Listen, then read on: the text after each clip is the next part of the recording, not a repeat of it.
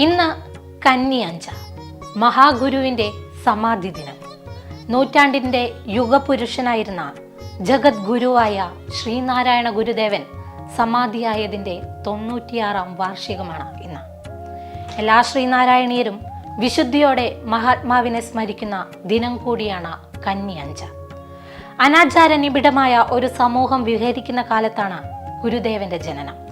ക്ഷേത്രപ്രവേശനത്തിന് പോലും അനുമതിയില്ലാതിരുന്ന അക്കാലത്ത് ഒരു വിപ്ലവം തന്നെയാണ് ഗുരുദേവൻ സാധ്യമാക്കിയത്.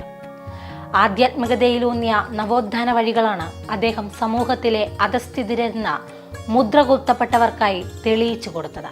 വിപ്ലവാത്മകമായ പ്രവർത്തനങ്ങളിലൂടെ അദ്ദേഹം ജനമനസ്സുകളിൽ അറിവിന്റെ ദീപം തെളിച്ചു. മനുഷ്യനൊന്നാണെന്ന പ്രാപഞ്ചിക സത്യത്തെ അദ്ദേഹം ഉദ്ബോധനം ചെയ്തു. അങ്ങനെ ഒരു സമൂഹത്തിന് മുഴുവൻ അറിവിന്റെ വെളിച്ചം പകർന്നു നൽകിയ അദ്ദേഹത്തെ ഗുരുവായി അംഗീകരിക്കുകയായിരുന്നു. ആരാധനാക്രമങ്ങൾ നിഷേധിക്കപ്പെട്ടിരുന്ന ഒരു വലിയ സമൂഹത്തിനായി അദ്ദേഹം ക്ഷേത്രങ്ങൾ നിർമ്മിച്ചു, പ്രതിഷ്ഠകൾ നടത്തി, പൂജാക്രമങ്ങൾ നടത്തി. വിദ്യ കൊണ്ട് പ്രബുദ്ധരാകുവാൻ അദ്ദേഹം അനുയായികൾക്ക് നിർദ്ദേശങ്ങൾ നൽകി. അക്കാലത്ത് ജാതി വ്യവസ്ഥയും തൊട്ടുകൂടായ്മയും തീണ്ടിക്കൂടായ്മയും കൊടികുത്തി വാഴുന്നിടത്ത് വിപ്ലവം താഴേക്കിടയിലുള്ളവർക്ക് വിദ്യാഭ്യാസവും നിഷിദ്ധമായിരുന്നു.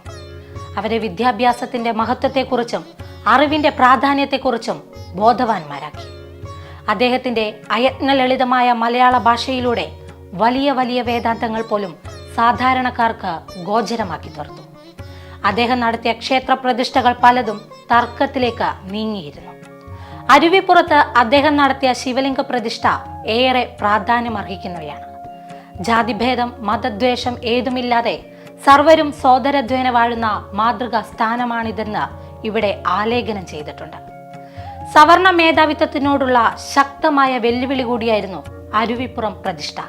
ഇതിനെ എതിർക്കുവാനായി രംഗത്ത് വന്ന സവർണരോട് അദ്ദേഹം ഉറച്ച ശബ്ദത്തിൽ പറഞ്ഞത് ഇങ്ങനെയാണ്: നാം പ്രതിഷ്ഠിച്ചത് നമ്മുടെ ശിവനെയാണ് എന്നായിരുന്നു. അതിലൂടെ അദ്ദേഹം തുറന്നു കാട്ടിയത് പൗരോഹിത്യത്തിന്റെ കാപ്പട്യം നിറഞ്ഞ മുഖം കൂടിയായിരുന്നു. ക്രാന്തദർശിയായ കവിയെയും ഗുരുവിൽ നമുക്ക് കാണുവാൻ കഴിയും. അദ്ദേഹത്തിന്റെ രചനകളിലൂടെ സഞ്ചരിക്കുമ്പോൾ അദ്ദേഹം എഴുതിയിട്ടുള്ള ഓരോ വരികളിലും ജ്ഞാനത്തിന്റെ അനന്തകോടി സാഗരങ്ങളെയാണ് ഇരമ്പിക്കൊണ്ടിരുന്നത്.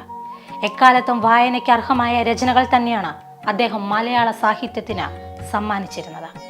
അദ്ദേഹത്തിന്റെ സമകാലികമായ വരേണ്യവർഗത്തിന്റെ കവിത്വങ്ങളിൽ അവയൊക്കെയും മുങ്ങിപ്പോയി എന്ന് വേണം കരുതാൻ. എന്നാൽ പിന്നീട് വന്നവരൊക്കെയും ഈ വരികളിലൂടെയും അതിന്റെ അന്തരാർത്ഥങ്ങളിലൂടെയും തേടിക്കൊണ്ടേയിരിക്കുകയാണ്.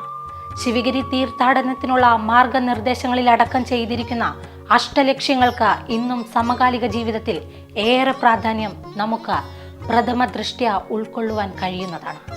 ശുചിത്വത്തെയും വിദ്യാഭ്യാസത്തെയും കൃഷിയെയും സാങ്കേതിക പരിജ്ഞാനത്തിന്റെ പ്രാധാന്യത്തെയും കുറിച്ച് അദ്ദേഹം സമൂഹത്തെ പഠിപ്പിക്കുകയായിരുന്നു. എത്രത്തോളം ദീർഘവീക്ഷണമുള്ള ഒരാളായിരുന്നു ഗുരുദേവനെന്ന് അദ്ദേഹത്തിന്റെ അഷ്ടലക്ഷ്യങ്ങൾ മാത്രം പഠിച്ചാൽ മതിയാകുന്നതാണ്. കറുത്തിരുണ്ട ഒരു യുഗത്തെ അറിവിന്റെ നിറദീപം കൊണ്ട് പ്രകാശനമാക്കിക്കൊണ്ട് ജീവിച്ച ഗുരുദേവൻ 1928 സെപ്റ്റംബർ മാസം 20-നാണ് ശിവഗിരിയിൽ സമാധിയായത്. ശാരദാമഠവും പ്രകൃതി സ്നേഹവും എല്ലാം ഇഴചേർന്ന് കിടക്കുന്ന ശിവഗിരിക്കുന്നിൽ അദ്ദേഹം തന്നെ നട്ടുവളർത്തിയ പ്ലാവിന്റെ ചുവട്ടിലാണ് ഗുരുദേവൻ നിത്യനിദ്ര കൊള്ളുന്നത്. ഒരു സമൂഹത്തെ ആകെ തിന്മയിലേക്കും ശരിയായ ജീവിതത്തിലേക്കും നയിച്ച ഗുരു വിശ്വഗുരുവായി തന്നെയാണ് പരിഗണിക്കപ്പെടുന്നത്. ലോകഗുരുവിന്റെ പാദങ്ങളിൽ പ്രണാമം അർപ്പിക്കുന്നു.